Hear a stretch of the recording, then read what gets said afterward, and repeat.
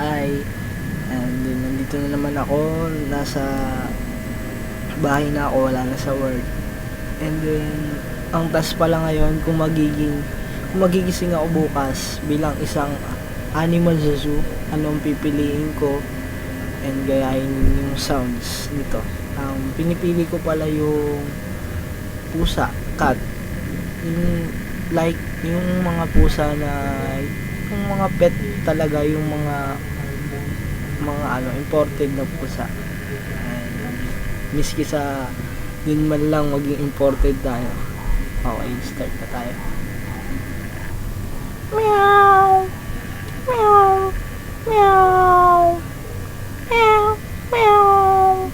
Meow. Meow. Meow. Meow. Meow. Meow. Meow. Okay na siguro yan. Thank you. Bye.